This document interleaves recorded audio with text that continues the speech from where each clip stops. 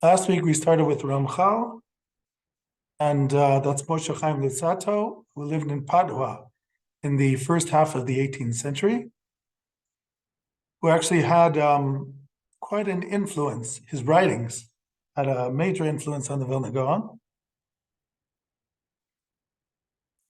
The Vilna Gaon says in one place that if he would have known who Ramchal was when he was a young man, because Ramchal, Shalom Idit, Ramchal died when the Vilna Gaon was 20 years old.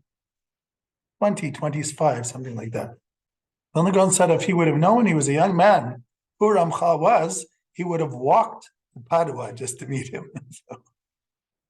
And since we know that the Vilna Gaon in his early 20s actually spent time wandering around Europe, looking for manuscripts, could have also been an act of atonement, what the Moshe Cordovero calls Gerushin, where people would walk into the unknown areas where people didn't know them as an act of penitence.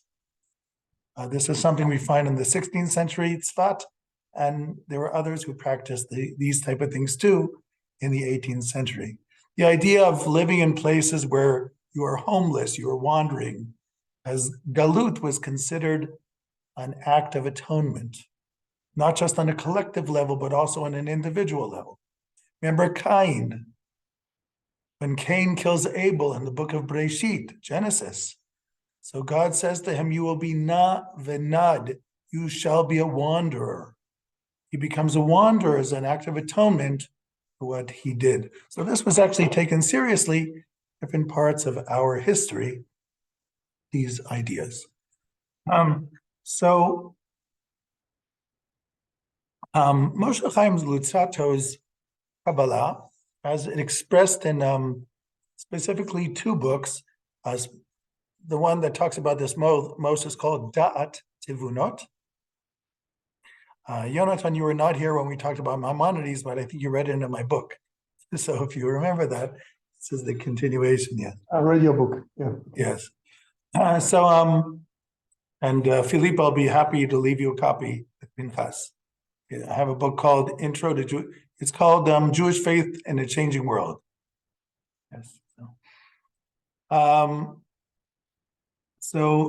Ramchal is basically a continuation of the Kabbalists who saw the writings of Isaac Luria of Tzfat, and of course his disciple Chaim Vital, as a metaphor. You see, the writings of the Ari, the Lurianic Kabbalah, has very detailed descriptions of the upper worlds, processes that happen in the upper worlds. Now, early Kabbalah from the 12th to 16th century talks about three basic motifs, three basic themes. The theme of the Sefirot, the divine emanations, which is called the tree of the Sefirot. They talk about four worlds, four levels of the upper worlds, and they talk about 5 levels in the human soul. These are like the main themes of Kabbalah from the 12th to 16th century. Come along the Ari, the way with his, as his disciple Chaim Vital explicates him, and all of a sudden it's like a Copernican revolution. It's like something totally different that was discussed before, and great detail of processes that happens in the upper worlds at every moment, not just at the point of creation.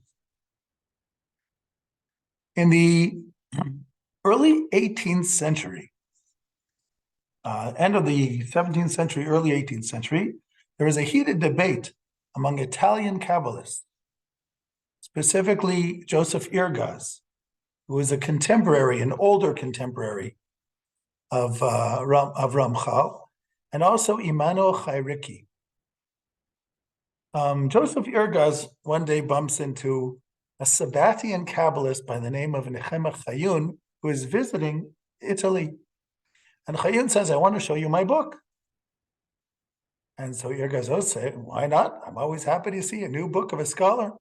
He reads the book and he right away recognizes the Sabbatian influence of Shabtai Tzvi, the followers of Shabtai Tzvi, who continue to be esoteric or crypto followers of Shabtai Tzvi, even after he died. We're talking about the early 18th century.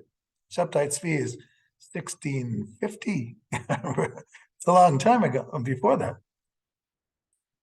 And he gets really angry. He says, you want me to give you a recommendation?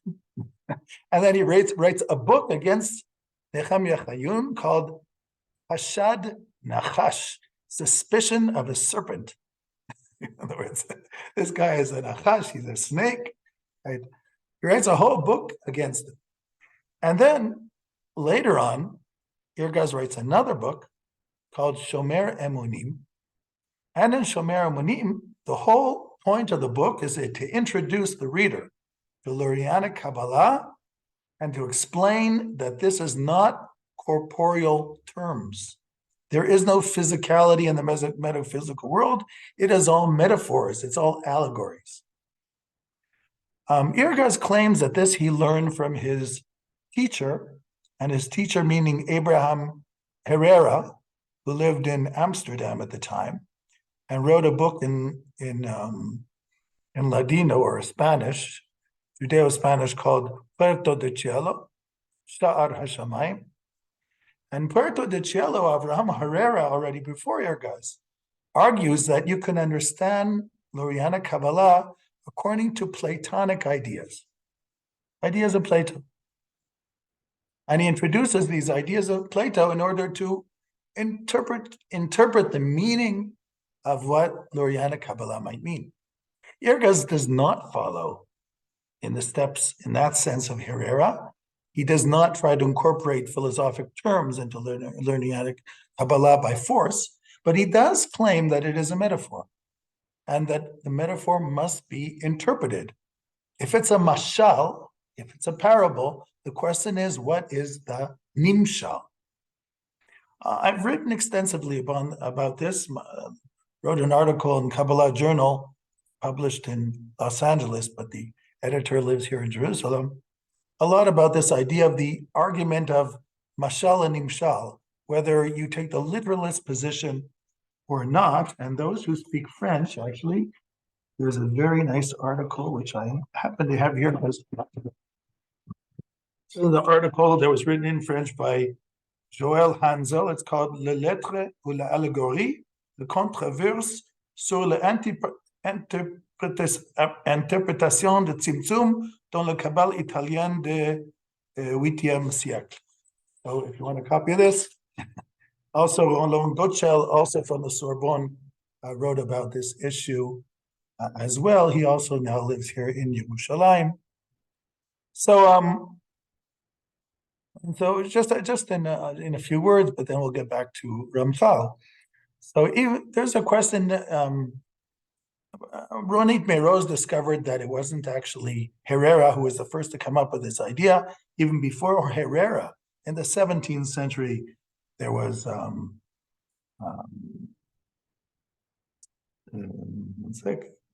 Israel Saruk. Israel Saruk is a Kabbalist who was in Sfat. He actually probably did not meet the Ari, but he met the disciples of the Ari. And then he brings the Kabbalah of the Ari to Italy. And he has a student there, Menachem Azaria of Fano, who becomes a major Kabbalist in Italy. And then this is how the ideas of Lurianic Kabbalah were brought to Italy originally. So already Israel Saruk claims that the writings of the Ari are not to be taken literally. And even before that, we find one of the students of the Ari, Joseph Tubul, who also seems to be of this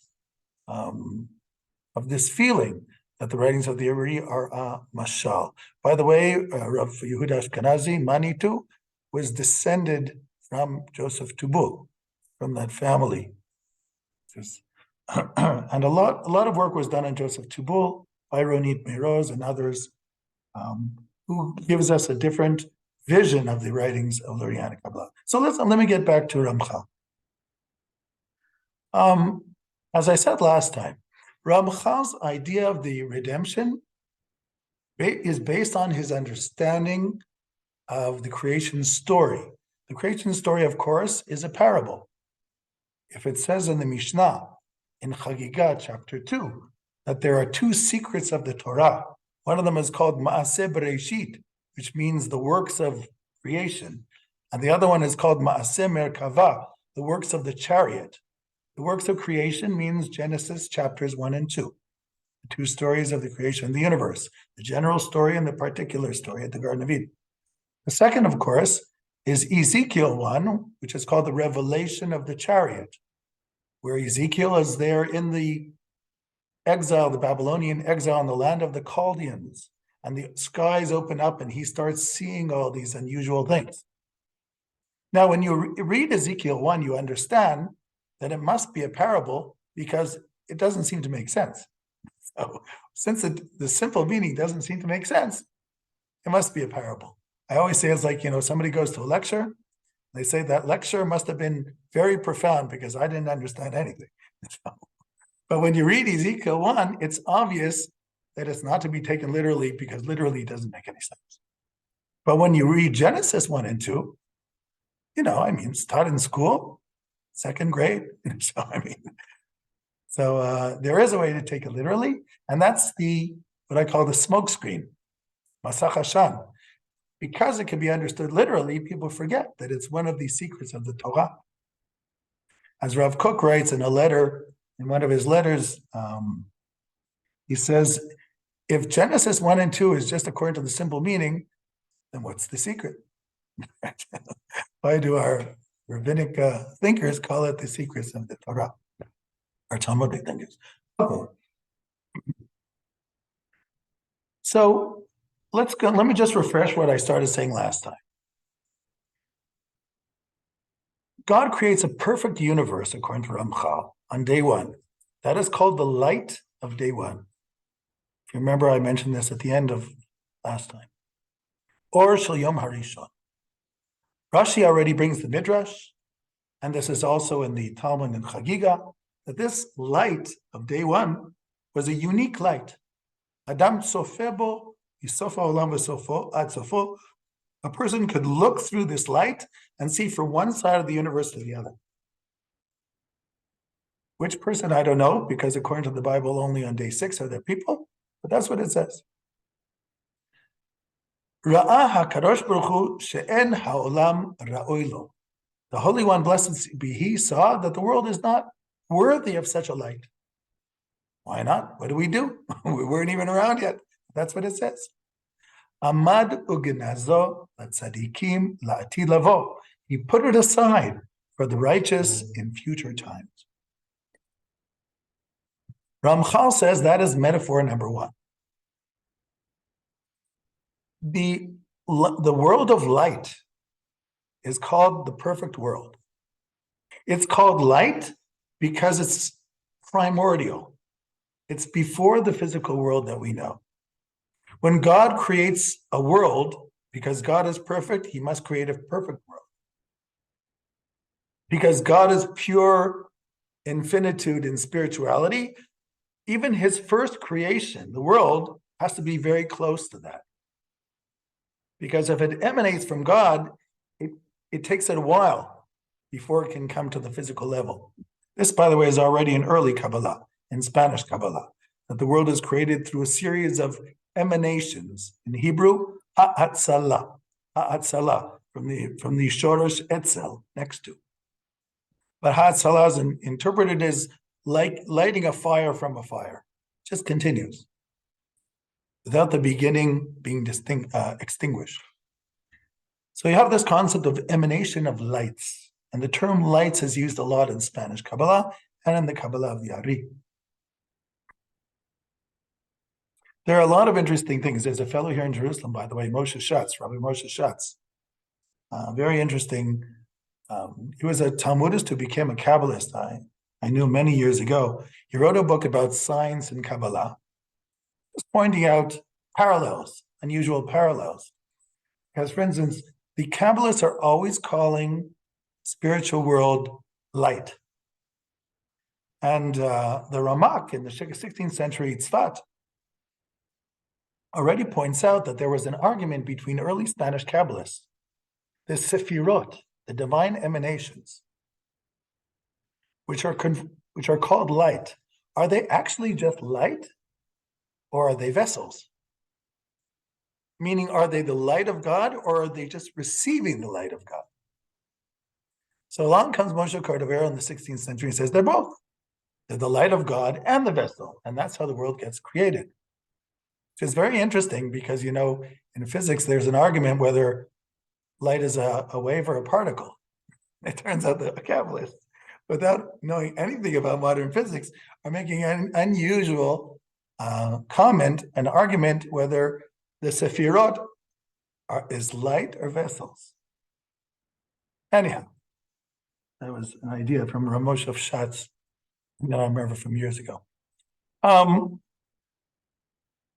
So this perfect world, why does God create a perfect world? Number one, he has to, because perfection must produce perfection. Number two, you can argue philosophically that it's for the world to remember what the perfection was.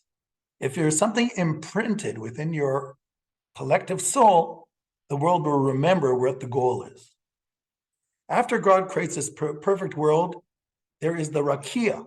The rakia is the firmament between the waters. That represents the break with perfection to imperfection. The movement from day one to day three through the firmament is called the break from the perfect world to the imperfect world. The world is created purposely imperfect because human beings are not perfect. If you put human beings into a perfect world, they have nothing to do. It's only when the world is needing of perfection that Adam and Eve have something to do. And God puts them in the garden, le'ovda u'le'shomra, which means to work in the garden and to guard the garden. What that is, we don't know. Rashi, in his metaphoric mysticism, says, "B'mitzvot asay u'b'mitzvot lo tasay." They were given positive and negative commandments. We only know one negative one. We don't know what the positive ones were. So what is this according to Ramchal? You have Adam and Eve, which are the kernel of mankind, right? They're all of mankind encapsulated in one pair, because their children will be the rest of mankind. They're the seed of the tree. And they are in the microcosm of the world, which is called Gan Eden. For Ramchal, different than Rambam, Ramchal, Gan Eden is not an earthly Gan Eden.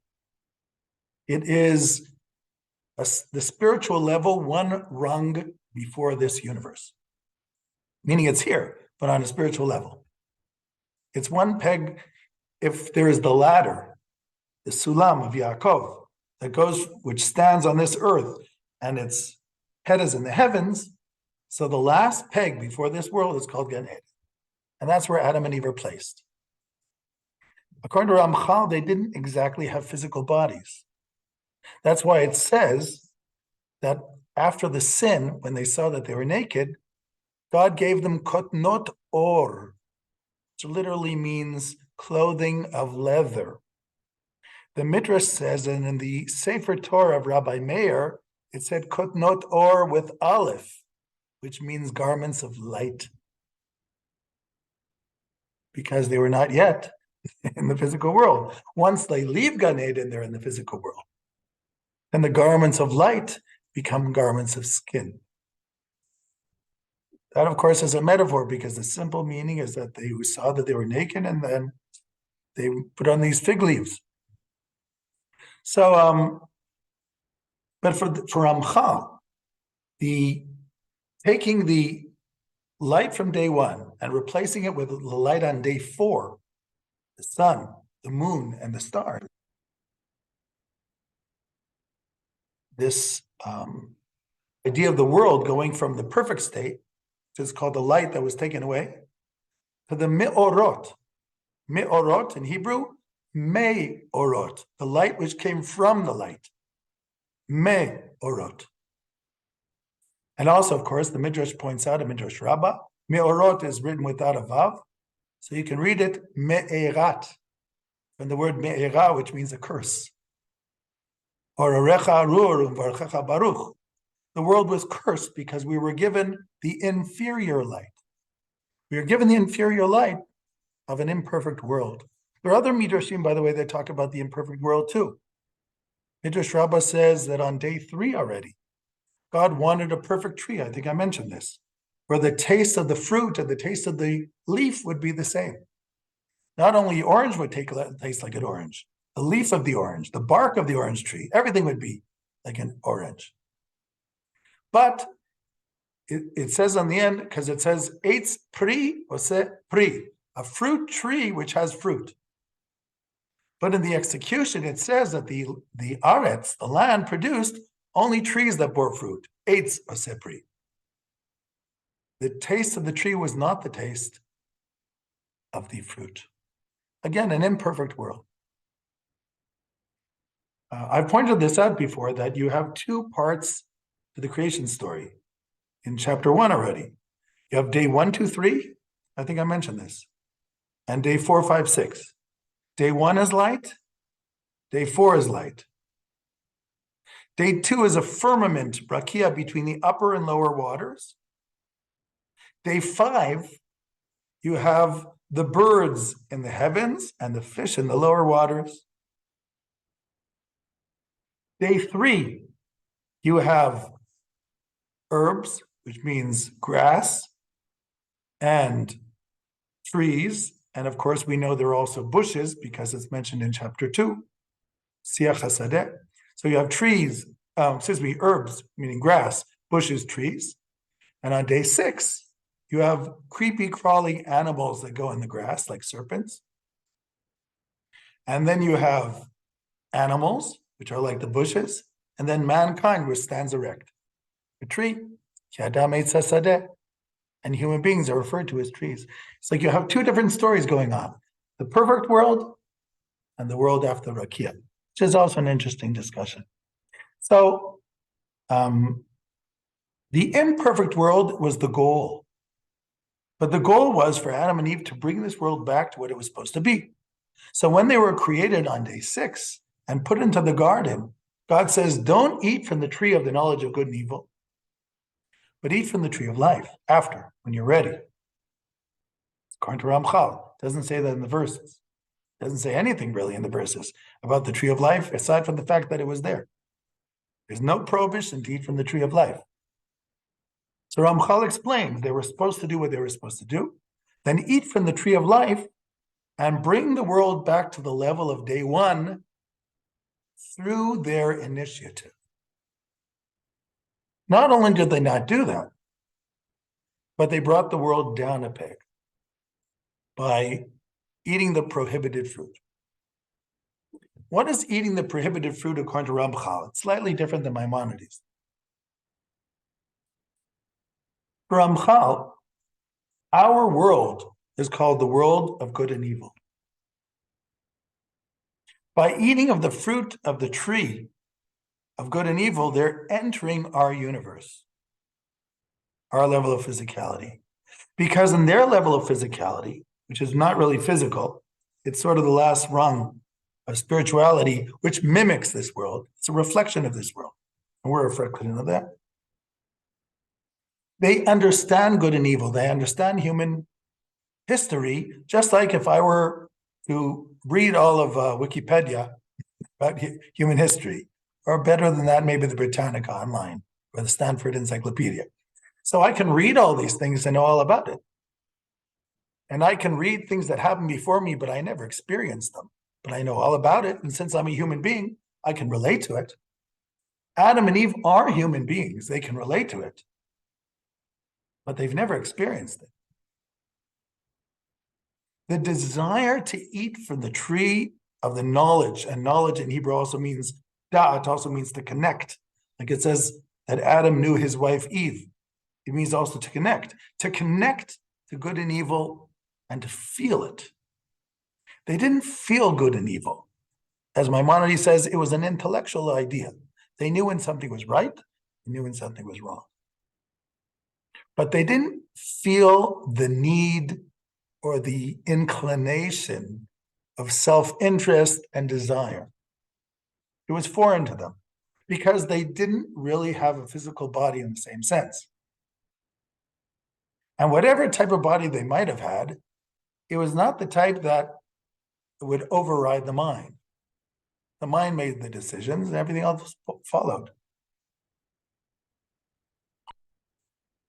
The desire, though, to eat from the tree of the knowledge of good and evil, though, is because it was something that was appropriate for them. And you very often you are drawn to things which are appropriate for you, even if you're not supposed to do it. Isaac Luria already writes that Adam and Eve, God knew that they would eat from the tree. But you can't push somebody into a world where they're going to have a hard time without them taking that choice. They did have the choice not to, but the result was known beforehand. It was more appropriate for them, that world. But God had to warn them, don't do it, okay? I know you're going to do it, but I have to warn you in all transparency, it's not worth it.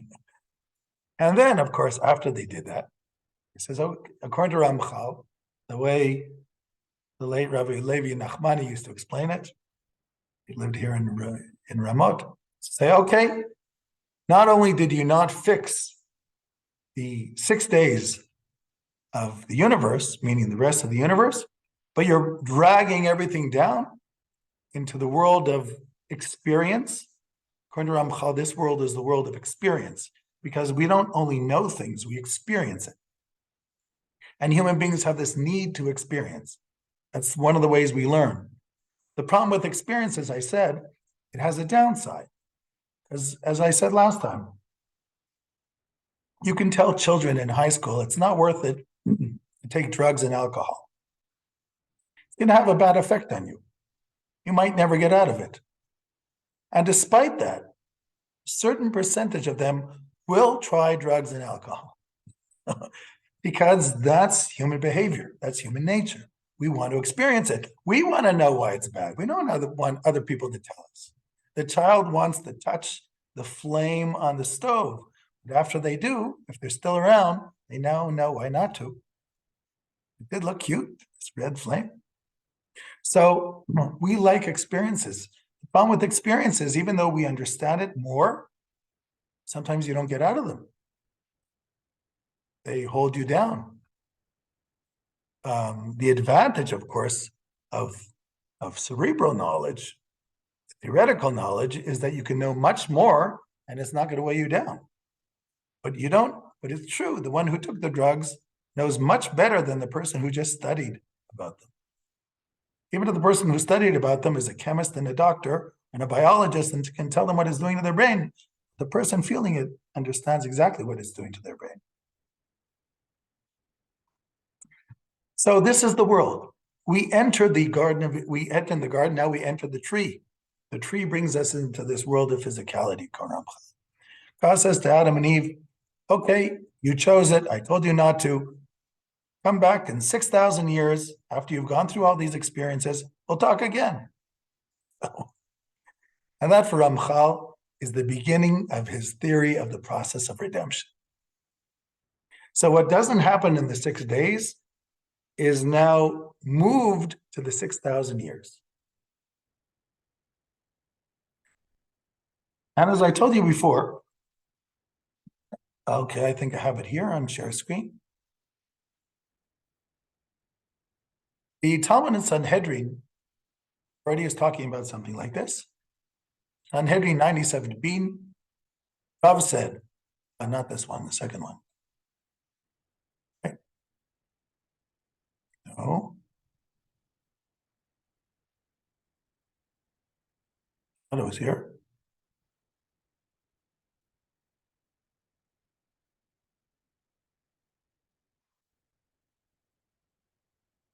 Okay, it's not there for some reason. Maybe it's here.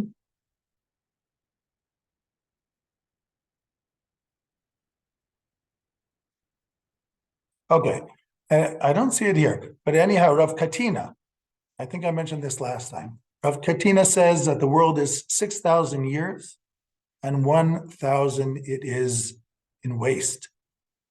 Most of the Kabbalists explain in waste, meaning it changes. It's not that it gets destroyed, it changes. Ramchal, and then, of course, after that, the Talmud says that the 6,000 years have three parts. The first two millennia are called Tohu, chaos. Second two millennia are called Torah. And the last two millennia are called Yemot HaMashiach.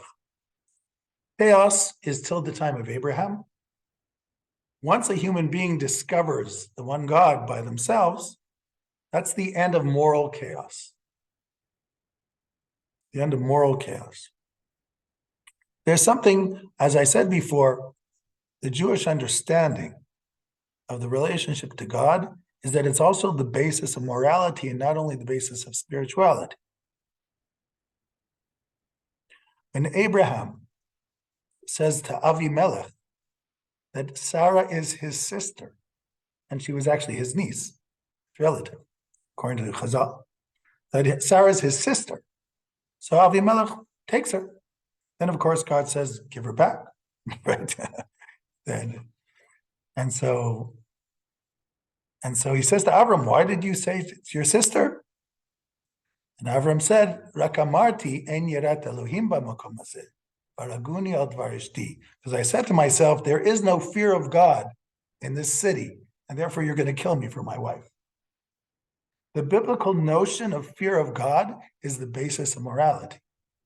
If you fear God, then you also want to do the right things to people, either out of love of God or fear of God. But same thing with Joseph. When Joseph, the brothers talk to Joseph, he says, Et Elohim ani yareh, I fear God. Don't worry. I'll be okay with you. I'm a God-fearing person. In the Bible, the God-fearing person is the moral person. It's interesting. I was listening to Rabbi Jonathan Sachs, who was reviewing a book called The Strange, what do they call it again?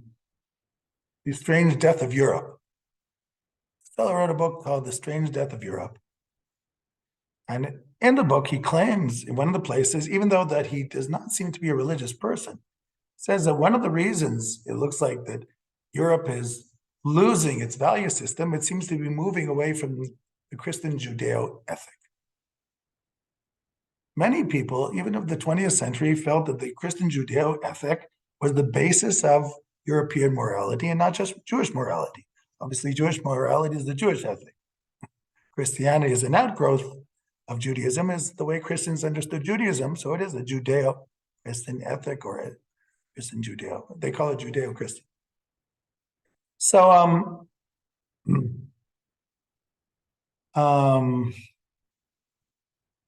yes. Where was I? Yeah. So the first 2,000 until Abraham is called Tohu, moral chaos. The second 2,000 is called Torah, which ends with the finishing of the Mishnah, where the oral tradition is written down for the first time. And the last two millennia are called Yemot HaMashiach, which means the epic of redemption. However, Reb Chaim Vital, in his introduction to Shar HaKdamot in the 16th century, he says the truth is that even though Chazal talk about 2,000 years, the first 1,000 was not appropriate for the redemption. And he says, meaning if we were really had a lot of merit, the world would have been a little bit better during that first millennia, but the actual redemption cannot happen until the sixth millennia because Adam and Eve were created only on the sixth day of creation. And if the idea of the sixth millennia is to parallel the 6 days, there's no way the redemption could be before the sixth millennia, because it has to involve the occurrence of Adam and Eve in history, so that mankind is reoccurring in the sixth millennia, meaning reoccurring in a way to be worthy of redemption. This idea, by the way, was also taken up by Chaim ben Attar, who Rav Chaim ben Attar, the Or Chaim, comes to Israel in 1740. Lives in Israel for a few years and then is buried there. Ramchal also came to Israel 1740 and also was buried in Israel. And Chaim ben Attar comes to Israel in 1740 because he has this idea that the 6 millennia, only the second half of the 6 millennia can be the Messianic era. And if you take the 6 millennia, 1740 is Taf Kuf, the year 500. It's exactly 5,500, according to Hebrew chronology, which means it's the exact beginning of the second half of the 6 millennia. So both Ramchal and Chaim ben Attar is also mentioned, by the way, in the Mikdash Melech. That's I think it's Yitzchak Buzagla. He also has a commentary. I think it's an 18th century commentary on the Zohar based on the Ari. Was it Yitzchak? And yeah, it was Buzagla for sure. Called Mikdash Melech. He also talks about this idea mentioned by the Or Chaim about the second half of the 6th millennia. But Ramchal's idea is that the world has to work towards it. Now, there's another interesting. So what's really happening is the idea of redemption for Ramchal is a continuation of the idea of the creation story. We're basically working to bring the world back to the level of the Garden of Eden. How do you do it? Ramchal, to use a modern lingo, is an evolutionist. Even though he never heard of the theory of evolution, the modern theory of evolution, is an evolutionist in the sense that he believes that human beings will develop. And he has a very unusual idea. First of all, he says the redemption must happen before the end of the 6th millennium. However, he says it happens in stages. Stage 1, he calls Mashiach ben Yosef. This is later taken up by the Vilna Gaon in quite detail. He calls it the Pkida. Remember, Joseph says to his brethren, Pakod yifkod Elohim etchem. God will remember you. He uses the word Pakod. And he will take you out of Egypt. And when Moses comes to the elders of Israel, God tells him to tell the elders, Pakod pakadeti etchem, the same formula. Because the elders knew this secret formula for God will remember you, that Joseph told them. Based on this, Ramchal says there's going to be a pkida, calls it a pkida, which means it's going to be the first sign of the redemption. This pkida, he calls it the stage of the Messiah of Joseph. Now for Ramchal, the way he understands Messiah Joseph in Kinat Hashem Tzvot and Dat Funot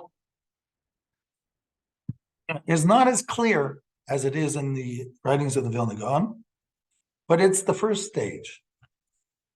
According to Ramchal, there are many people in Jewish history who are influenced by the soul, metaphysical soul of Joseph. All these people are called Mashiach ben Yosef. This is based on the Zohar and Tikkunei Zohar. The Zohar seems to imply that there's not just one. It's like people who are inspired by the soul of Joseph. And what is the soul of Joseph? Remember what we said about Rav Kook right at the beginning of these discussions, that Joseph is the one who starts off as a universalist. He wants to be in Egypt. His brethren come, he reveals himself, and now he realizes he's not only in charge of Egypt, he's in charge of the Jewish people of Israel. By the end of his life, he says to his brothers, I want you to take me out of here. When you leave, and you're going to leave, take my bones out of here and bring me back to Israel. And Moses does it himself. It says in Parshat Beshalach that Moses took the Atzmot Yosef, the bones of Moses, with him to make sure what happened. And then Joseph is buried in Shechem. Shechem, by the way, is very interesting because Shechem is where Joshua and the tribes have a covenant in Shechem, where Joshua says of the tribes of Reuven, Gad, and Chatzi Menashe are going to live in Transjordan that if we're together, we're together. No, right? And they make a covenant that everybody will be together. Understand? So, and that's where Joseph is buried. Joseph is the one who is able to bring the brothers together because he experienced the division on his own body. So you have an unusual thing. This is an idea also of Manitou, of Rav Yehuda Ashkenazi. It's Joseph who starts off as universalist, and he also becomes the one who is able to connect with the other brothers. According to Manitou, it also says, B'tzeit Yisrael mi Mitzrayim.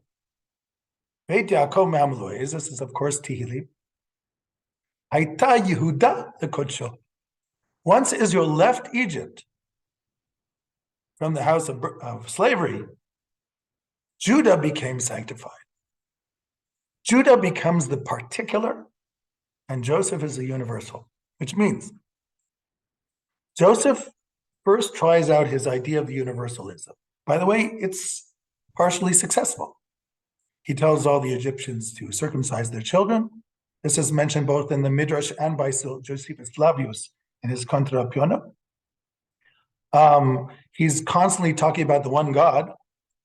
And if this God, if this Paro that he was talking to was from the, what do they call it again? That Semitic tribe that took over Egypt until they were thrown out. Do you remember which one I'm talking about?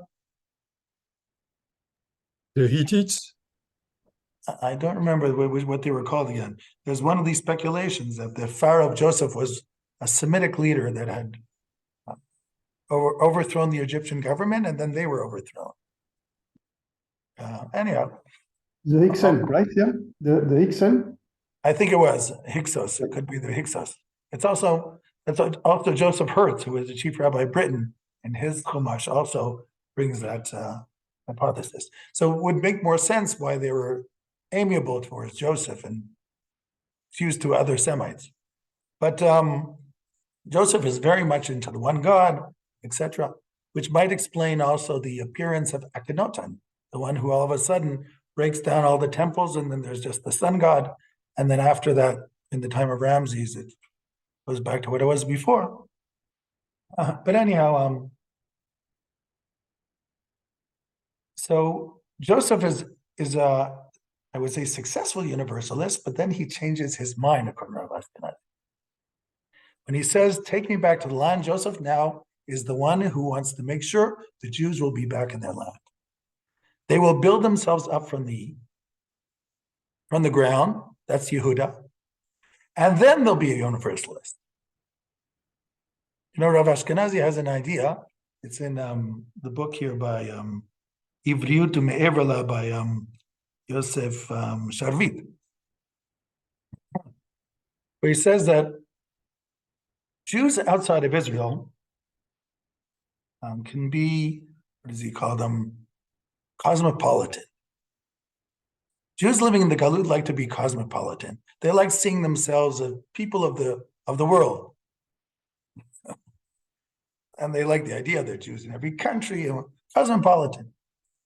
Says, but you can't really be a universalist unless you live in Israel.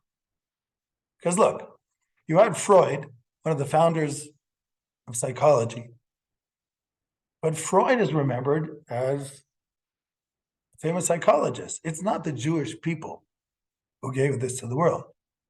Einstein was a great physicist, but it wasn't the Jewish people that gave nuclear physics to the world.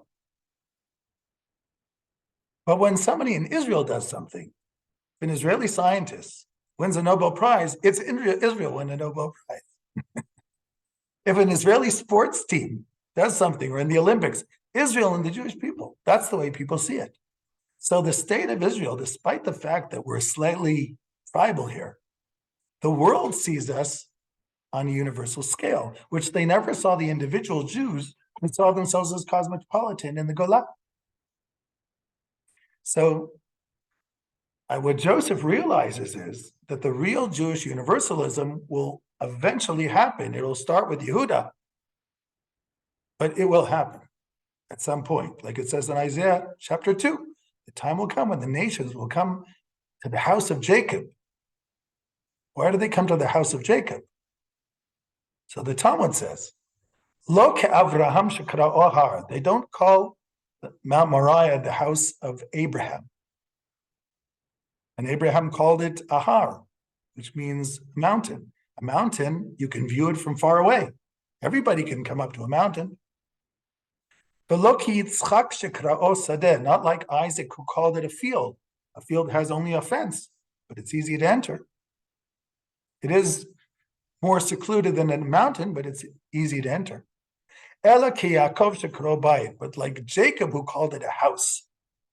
What interests the nations is actually the particularism of the Jewish people, how unusual they are, meaning the way they see, their particular way of seeing the universe. So you have an interesting interface between Jewish particularity, which starts with Yehuda, and will evolve into universalism. Because the more, as again to quote Rabbi Jonathan Sachs, non-Jews like Jews who like Judaism. They don't necessarily like Jews who don't like Judaism, because it doesn't look authentic.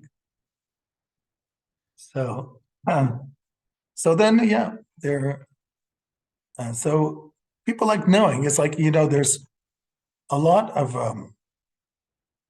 there's been a lot of research and halachic research on Jewish medical ethics. Rabbi Abraham Steinberger won the Israel Prize for his encyclopedia of Jewish medical ethics. He gives a course like that through the Hebrew University at Hadassah. And there were others working in this field of medical ethics.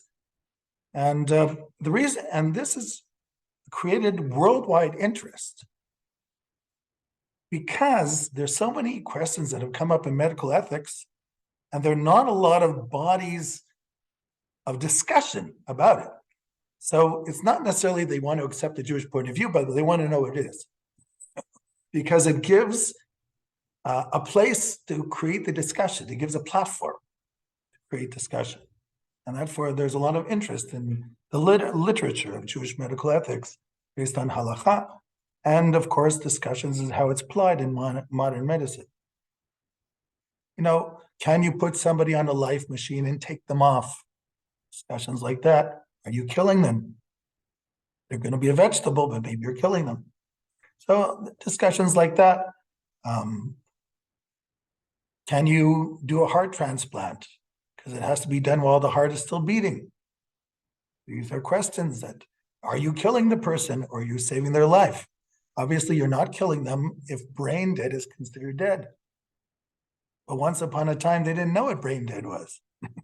People only knew if the heart would stop beating or if you stop breathing. So in the Mishnah, they didn't know about that.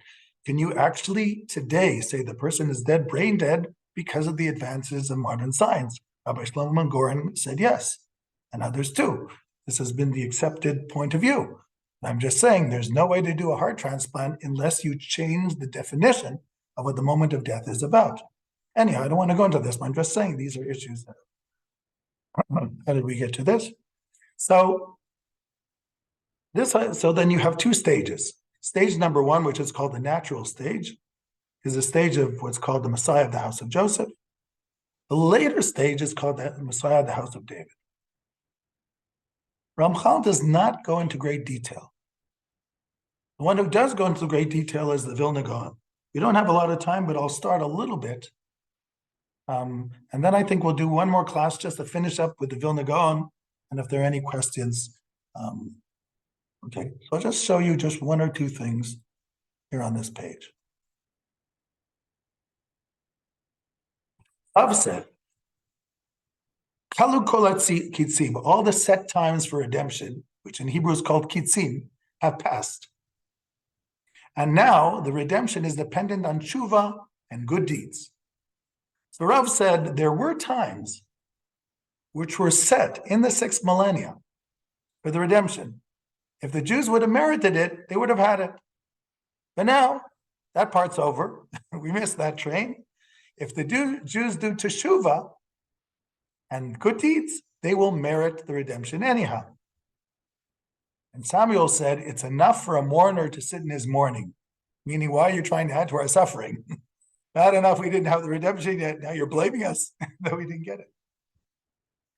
This is a controversy, the Talmud says, even before them among the Tanaim.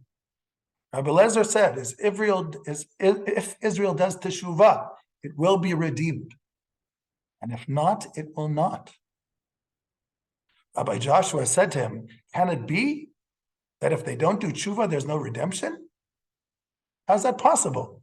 The Torah talks about the idea of the redemption, that God will bring you back to the land. If you're saying it's all based on tshuva, that means the Torah is telling a lie.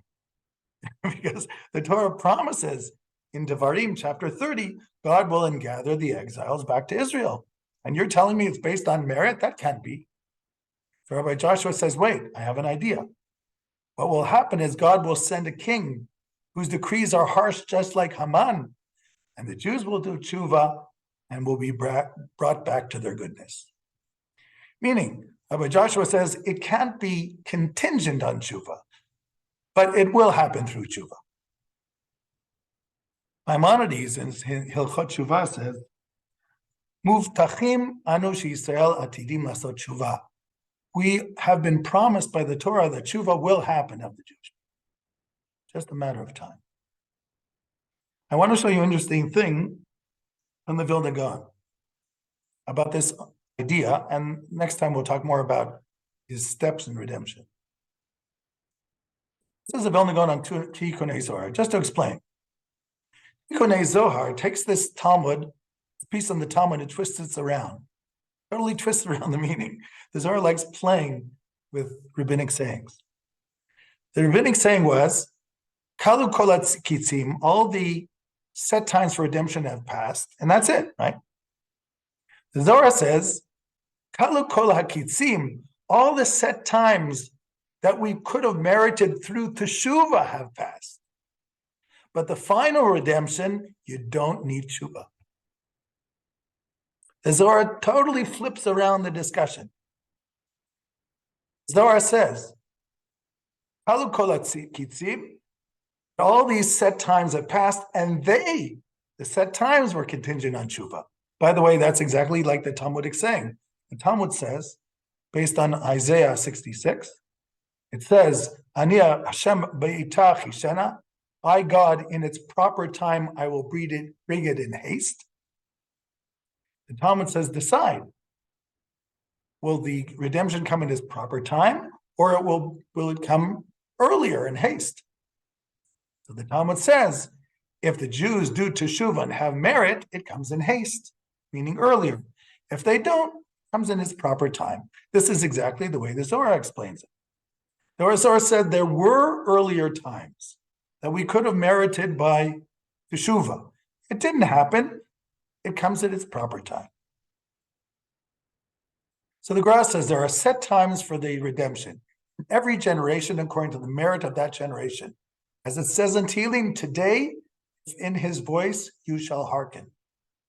The final set time is not contingent on tshuva, penitence, and God's kindness. As it says in Isaiah and also in the Tefillah, Isaiah says, Lema'ani eseh, I do this for my sake. In the Tefillah we say, Umevi go'el livnei vneihem, man shemo be'ava. He brings a redeemer for their children's children for the sake of his name, for their sake, in love. This also relates to Ezekiel. In Ezekiel chapter 37, you have the story of the dry bones, which is a metaphor for the ingathering of the exile. But in 36, Ezekiel says that the reason God says, I am doing this, bringing you back for my sake. So do you.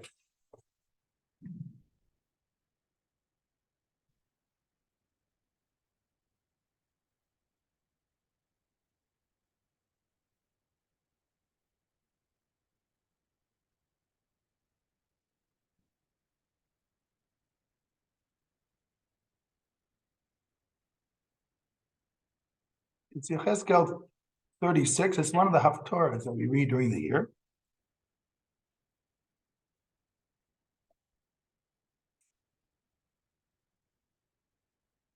Here it is. This is 36:22. And God said, I do not do this for your sake, O house of Israel. I do it for my holy name's sake, which you have profaned among the nations to which you came. And I will sanctify my great name, which was profaned among the nations, which you have profaned in the midst of them. And the nations shall know that I am God, when I shall be sanctified before their eyes. And I will take you from the nations and gather you from the countries, and will bring you to your own land. Then I'll sprinkle clean water upon you, and you shall be clean from your uncleanliness. And from your idols I will cleanse you. And I'll give you a new heart and a new spirit, and I will take away your heart of stone and give you a heart of flesh. And I will put my spirit within you and cause you to follow my statutes and keep my judgments. And you shall dwell on the land that I gave to your fathers. You shall be my people, and I shall be your God. So again, you have this idea, just like in Yechezkel, like in Isaiah and in the Tefillah, that God does it for his sake. It's part of the process, part of the program, part of the story. So the Vilna Gaon also, based on the Zohar, interprets it totally differently. There were times, if we would have merited any time in that 6 millennia, it could have happened. We didn't. Therefore, it happens at its proper time. I want to show you one other thing, which is also very interesting. Isaac Chaver Waldman was a student of the Vilna Gaon. Vilna Gaon had a student whose name was Menachem Mendel of Shklov, made Aliyah in 1808. And he had a student left over in Lithuania. His name was Yitzchak Chaver Waldman. In his Haggadah Pesach, Isaac Chaver writes, there are 2 times for redemption. One, if the people repent.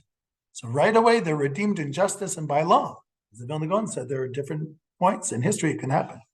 The second is out of God's kindness, because it says in Isaiah, for my sake do I do this. In other words, the second one meaning the final redemption, what's called bi'itan, its proper time, will happen even without penitence.